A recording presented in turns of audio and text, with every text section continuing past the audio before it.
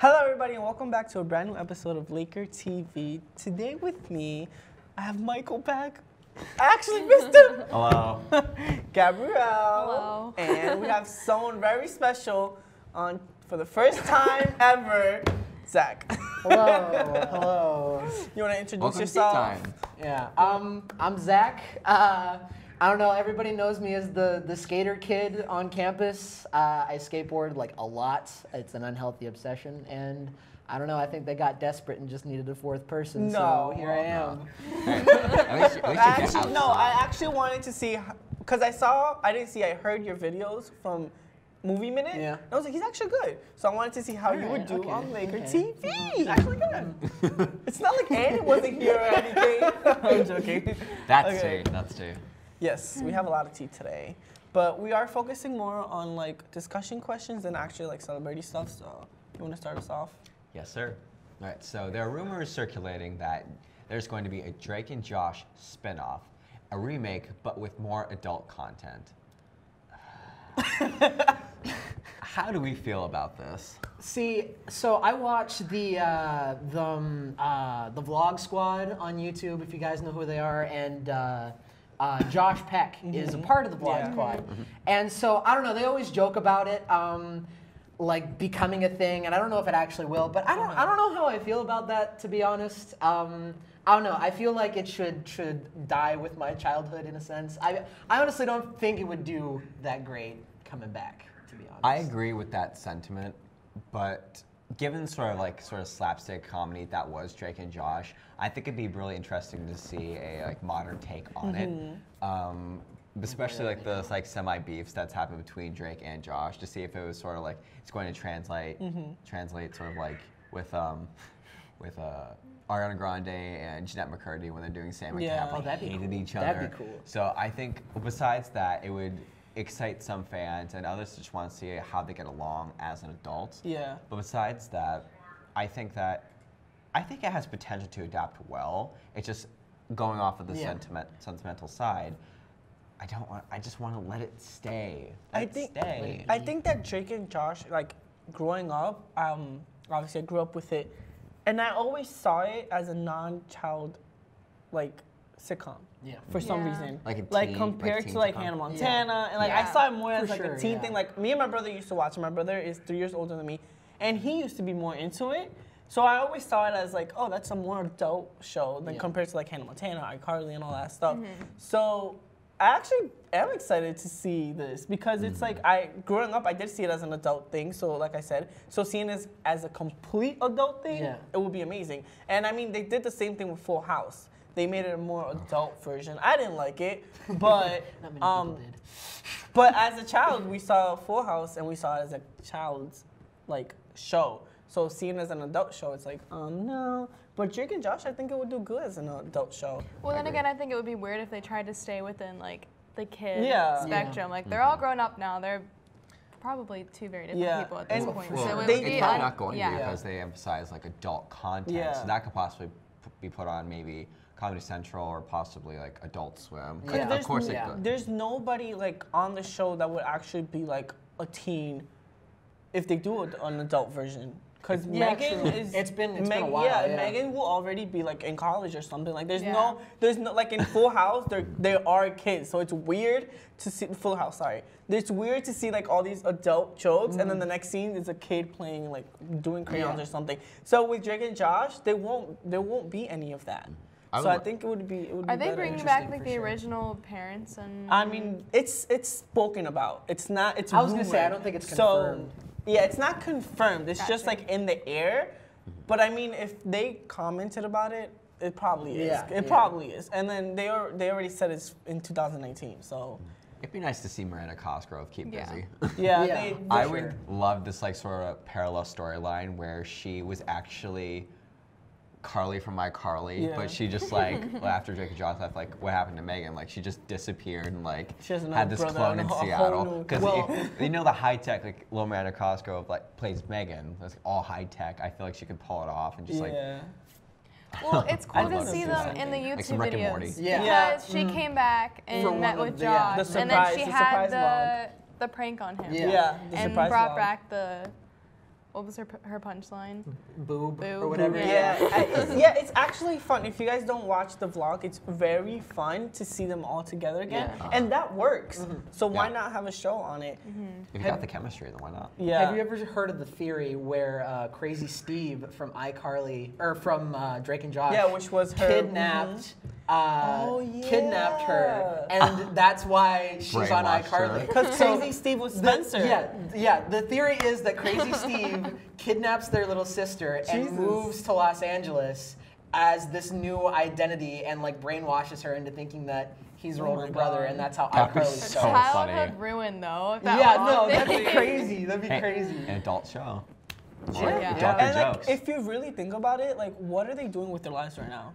Besides getting married. Like, that's why I'm like, it keeps Miranda crossing. Miranda's not doing anything. Josh isn't doing anything. Josh is, he's living life, like, but he doesn't have, like, he doesn't have a job. Like, he's not on any show. He's making the plays on YouTube. No, yeah, but I'm saying, I'm talking about, like, TV. Sure. Like, I'm talking about TV. Like, he's not in a movie, he's not doing anything, and neither is Drake, so why don't we make it happen? And I doubt their parents are doing anything either. I wonder where they're actually married in real life. Are they? Yeah. They are? That's actually dope. I went to the Amanda Show website. I found out that Lance Sullivan, when she was in like the Amanda Show. So cool. That's cool. Yeah.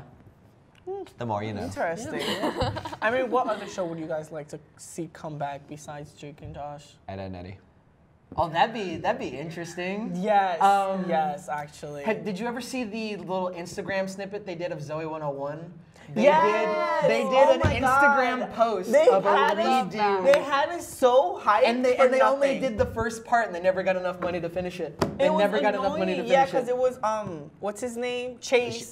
Proposing to his girlfriend, and then Michael walks in and says something about Zoe, and then and then Chase like completely just leaves her, and then that's it. Yeah, that's it. I now you just reminded me what happened. The video literally ends with, "If we get enough funding, we'll finish it," and they never did. They never did. So that's still canon because they made it. Yeah, it is. It's just like, wow. Where's Chase? He's on the chase. Oh, okay. I'm going home. Right. I liked it. I thought that was pretty good. I thought that was pretty good. On to the next topic. We always have to end it with Michael's joke. Joke. Next topic. All right. Okay. Oh. Wait. Just kidding. What? Okay. What did I miss? So our beautiful Kylie Jenner was named the youngest self-made millionaire of her century just 2 weeks ago. But people are actually mad because they called it self-made. So do you guys think it's appropriate to call Kylie Jenner a self-made millionaire?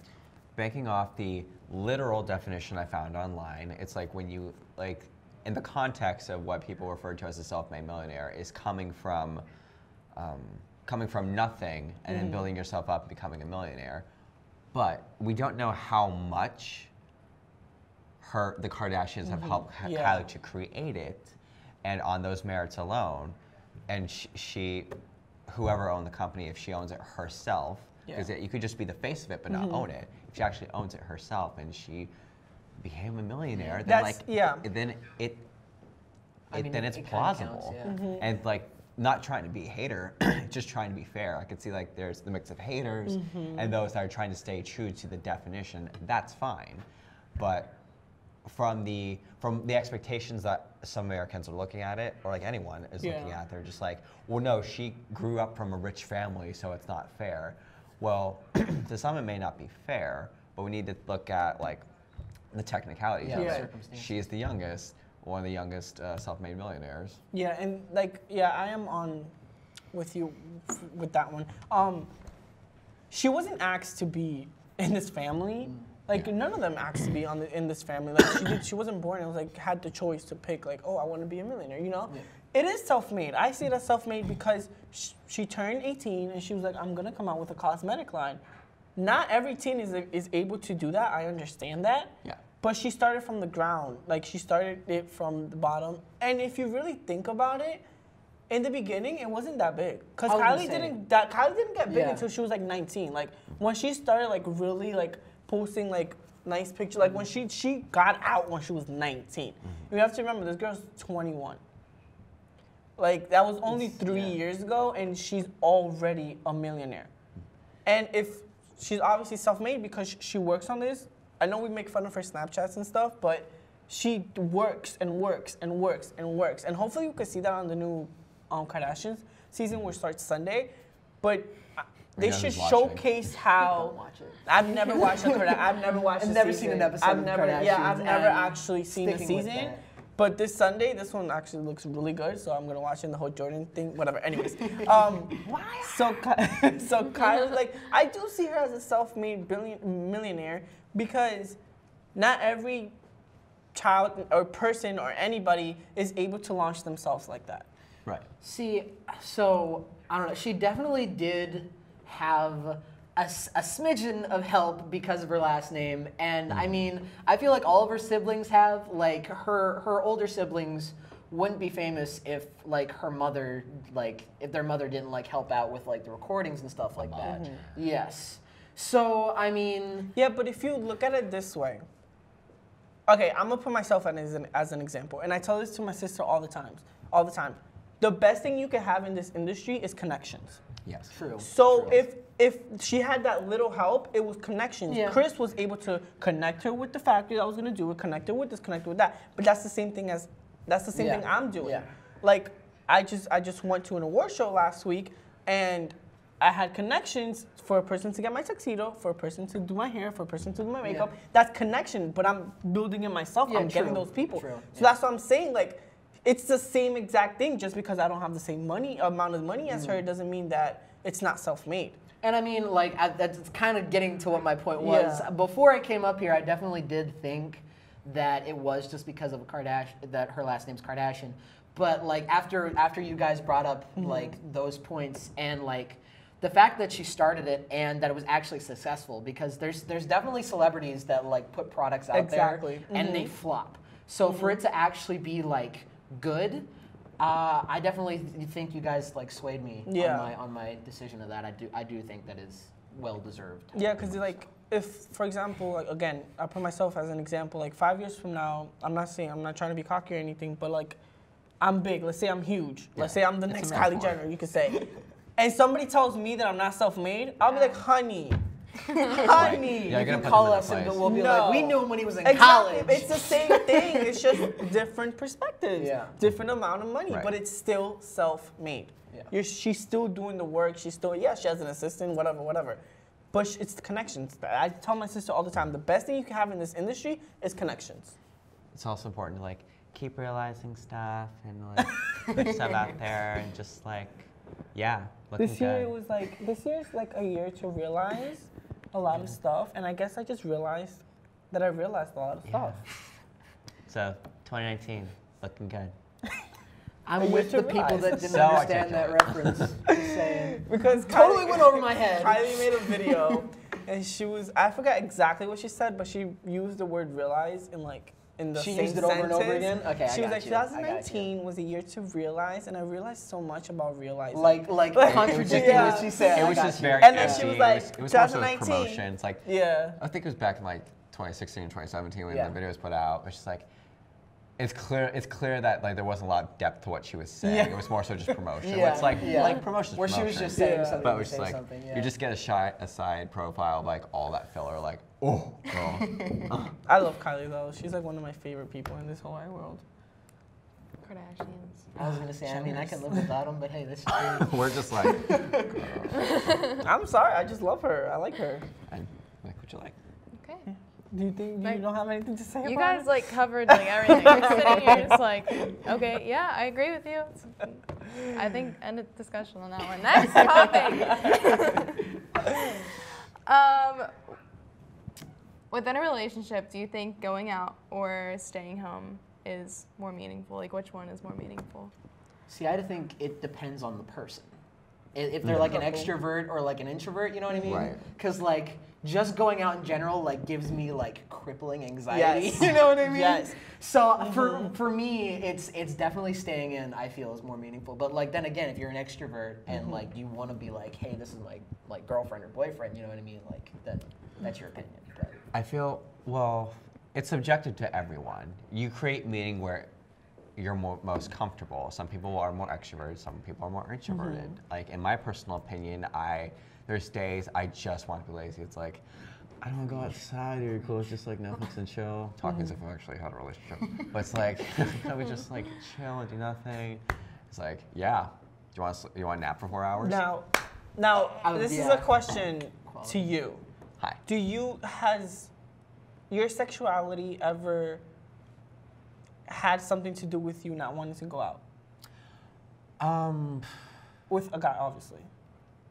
Like out in public, like out on a date. I mean, I'm not really. I'm more so modest with my affection. Like, I'm not gonna be like, hey babe, like, no, like not in public. If there was this one time I was holding this one guy's hand at the mall, and I'm like, it really struck me as like, I'm having that experience, and it felt like really special to me. But like, we're in a conservative, like, I feel like Erie's fairly conservative in some places. Yeah. So like we go to a public place, like there are people staring at you. I'm just like, I'm not gonna let that trump me, but it does make you think like, I shouldn't have to hide like how I feel, but I'm not going to go out of my way to make a statement. You know what I mean? Yeah, definitely. Like the way I compare these two is that when I'm like out in public on a date, I'm limited to the stuff I could say because there's people around. Yeah. Not in that sense, but like to curse and to like be yourself and be loud and this and that.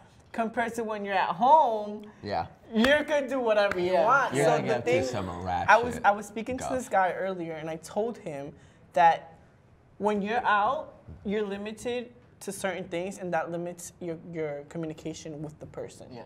Because you're not able to be yourself, so they're not gonna truly get to know you on a date. I feel like getting to know me is going home, we watch something, we order Chinese, and be as loud as you want, put the whatever music you want to play. And that's the way I feel about it when it compares to both of them. I feel like it's very telling too when you go out, because while you are stripped of some of your communication, like your free speech in a way, how you tailor that does tell a lot about you as a person. Yeah, that too. That makes sense. It just really sucks that like, I don't know, we live in a society that people like push their own opinions on others to where you have to filter yourself. You know what I mean? Like, I don't know, like for somebody to think something's wrong and when in reality it's not, and because it's their opinion is, I don't know. Yeah, that's why I wanted to ask Michael, because I've definitely like felt before that I was like limited to the stuff I would say just because of my sexuality, but it's actually what you're saying. Yeah. It's the person.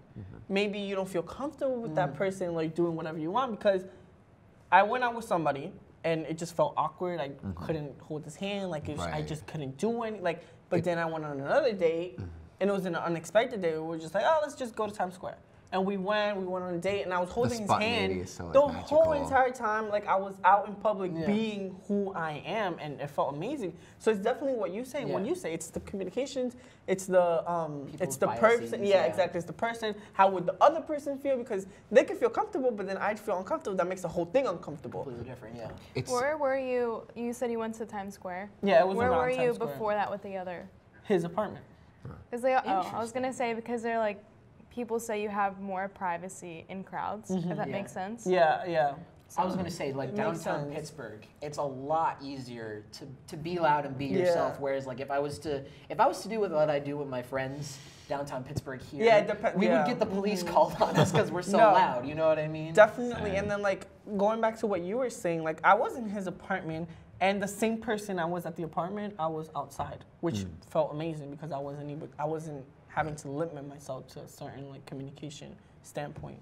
It's the worst when you have to pull teeth with someone. It's like you're trying to extract the conversation. They're just like so short. It's like you could like say tell me small, Like you're sitting at dinner and you're right across from them, and it's just like you're sitting there staring at each other when you're out in public. But then when you go home and you cuddle up in a movie, it's okay that you're not talking. You know what I mean? Okay, so the only one in this table with a relationship.